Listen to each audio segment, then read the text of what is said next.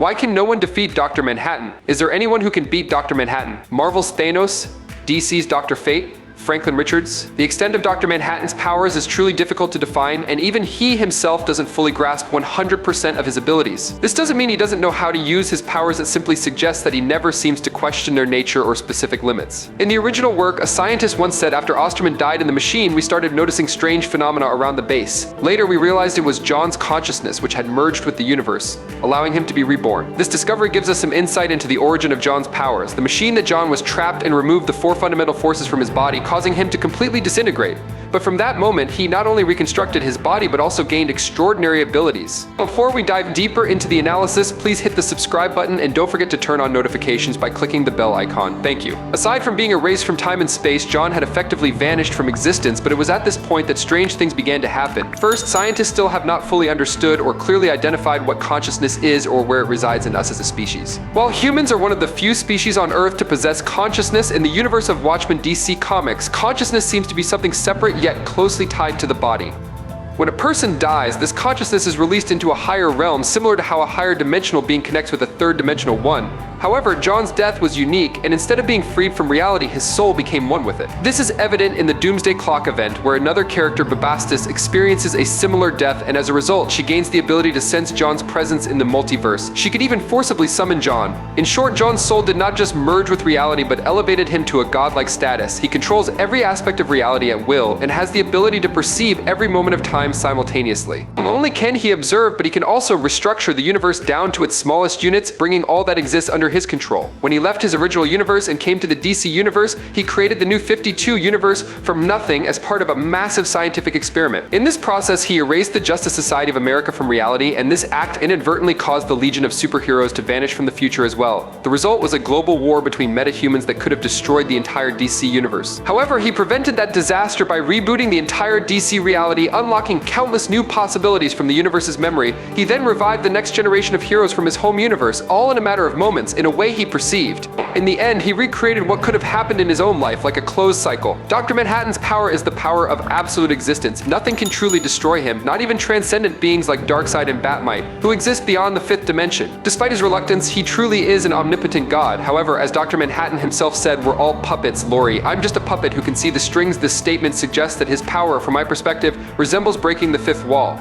In comics, similar to Marvel's Gwenpool, Dr. Manhattan can manipulate reality, but the only difference between him and characters like Gwenpool is that Dr. Manhattan comes from within the comic world, while Gwen sees it from an outsider's perspective. His actions are still limited by his somewhat narrow understanding of the nature of existence, while Gwen has a more comprehensive view from the outside, if all of this even makes sense. However, even Thanos and Dr. Fate cannot defeat Dr. Manhattan. In fact, Dr. Fate once joined the JLA's battle against Manhattan on Mars, but was utterly defeated. Dr. Manhattan killed Rorschach, and it was all because Ozymandias achieved what no one expected. Ozymandias staged a fake alien attack to unite the entire world against an external threat. This ruthless plan succeeded in preventing the escalating nuclear arms race. Ozymandias brought through a portal a strange squid-like creature that emitted a devastating psychic scream, instantly killing between 3 to 8 million people in New York and surrounding areas. This brutal scheme saved the world from nuclear disaster, but at the horrific cost of millions of innocent lives. In the movie, Ozymandias used Dr. Manhattan's unique energy to trigger explosions of weapons all over the globe. His goal was to unite the world against a common enemy, Dr. Manhattan himself. These explosions may have caused the deaths of approximately 40 to 80 million people, considering the scale of destruction from the attacks. However, the result of this brutal plan was the elimination of the escalating threat of nuclear war. Alan Moore created something remarkable here in Watchmen. Initially, the Watchmen group was formed with the purpose of becoming heroes to protect society, and at one point, they were even recognized by the government. Names like Ozymandias, the comedian Silk Spectre II, Night Owl II, Dr. Manhattan, and Rorschach came together to form the second generation of Watchmen, a group of superheroes with complex ideals and actions. And the comedian was never truly a good person. He was a rapist, a child killer, and showed no regret or remorse for these heinous actions until he discovered Ozymandias' plot. No one can be sure what the comedian would have done. He just sat and watched TV without speaking up or warning the media. Still, Ozymandias couldn't take the risk, fearing that the comedian's conscience might compel him to act, so he decided to kill him to protect his plan. Ironically, this death became the key event that sparked Rorschach's suspicions, driving him to investigate and uncover the truth. When everything was said and done, and events had reached their climax, they all knew what had happened. Ozymandias had committed mass murder to create a peaceful world. Night Owl II, Silk Spectre II, and Dr. Manhattan were all willing to compromise their moral integrity in the face of what had occurred, agreeing that it was for the greater good of a more peaceful world. However, Rorschach wasn't willing to do so. so. In many ways, Rorschach was a psychopath. He resembled a right-wing extremist, but he didn't let that influence his sense of duty. He was an equal opportunity psychopath, though he didn't kill everyone he deemed immoral, many, but not all. At this point in his vigilante career, Rorschach saw things very clearly, hence his mask. He represented Alan Moore's concept of moral objectivism. For Rorschach, there were no gray areas. That's why, when faced with the idea that peace could be achieved if everyone agreed to participate in the deception, he couldn't accept it. For Rorschach, it was better to die than allow evil to go unchallenged and unchecked. At least, he was someone who refused to compromise with lies or tolerate anything wrong. On the other hand, Dr. Manhattan didn't view things so simply. He had grown rather detached from humanity, but he understood the value of Vate's plan and saw the greater benefit of the lie. Even though very few people would likely listen to Rorschach, there was still a risk that he might find a way to expose the truth to the world, and eventually he did, but that's a story for another time. If this peace, built upon the deaths of millions, was to endure, the truth couldn't be revealed.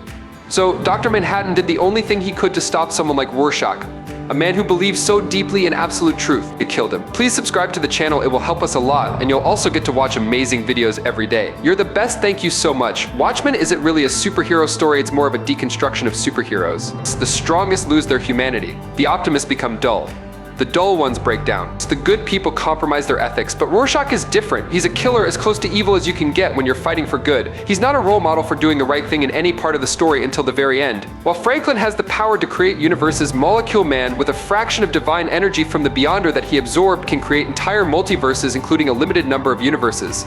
With this overwhelming power, Molecule Man is currently the most powerful entity in the Marvel Universe, there's no denying it. Other powerful characters like Legion, Jim, Franklin, or anyone else cannot match the immense power of Molecule Man. Even though Franklin possesses nearly unparalleled abilities, he was still defeated by a Celestial, a powerful but limited being. This shows that it's reasonable to assume that an entity with limitless power, like Molecule Man, could easily surpass Franklin. In the pages of the Immortal Hulk, we see another example of infinite power when Hulk's body is possessed by the One Below All, a being of pure malevolence. In this state, he absorbed and devoured Franklin, the son of Reed Richards. Franklin Richards is considered one of the most powerful characters in the Marvel Universe and even the most powerful mutant. His abilities are vast, including telepathy, precognition, star projection, teleportation, and most notably immortality. This is what sets Franklin apart from other mutants. From birth, Franklin was classified as a beyond Omega level mutant, the highest rank, and as a toddler, he could project stars, create black holes, and even cause catastrophic events, all driven by emotional outbursts when he didn't get what he wanted. Franklin Richards is also an almost omnipotent, omniscient, and omnipresent being. He has defeated demons not once, but twice. More astonishingly, as a child, he created his own universe. It's hard to believe that someone with such immense power has yet to fully tap into their potential. Oh, and I should mention he is immortal. In terms of abilities, Franklin is second only to the one above all, Toei, and theoretically, he's on par with the most powerful entities like the Beyonder and the Living Tribunal. This is a fierce competition in terms of power, but even if Legion reaches his full potential, it's still hard to imagine him matching Franklin in terms of power level.